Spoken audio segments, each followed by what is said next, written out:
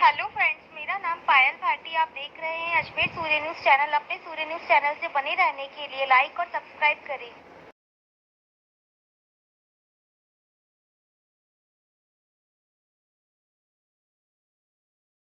Top विधायक सचिन पायलट आज अजमेर पहुंचे, जहां उनका भव्य स्वागत किया गया।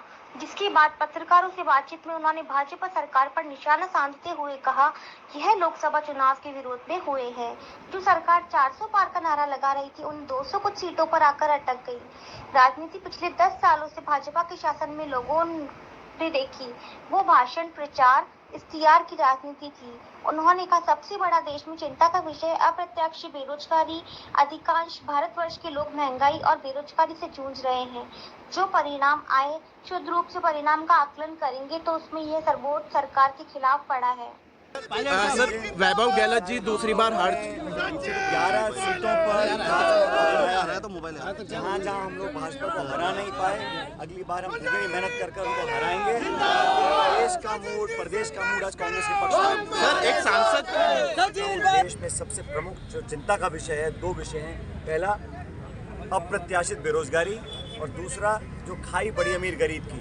जो नीति निर्माण हुआ है वो आर्थिक दृष्टि से सिर्फ चंद लोगों को फायदा पहुंचाने के लिए काम सरकार ने किया, और अधिकांश भारतवर्ष जो लोग हैं वो महंगाई और बेरोजगारी से जूझ रहे थे।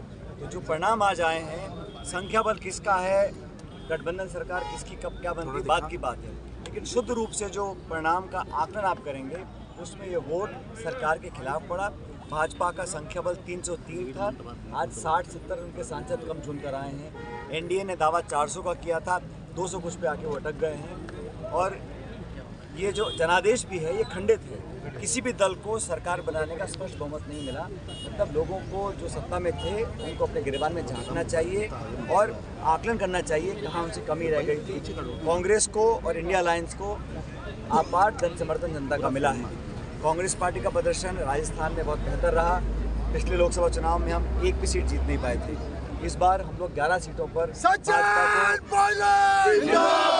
भाजपा को हम लोग पराजित कर पाए हैं। ये हम सबकी सामूहिक मेहनत का परिणाम है।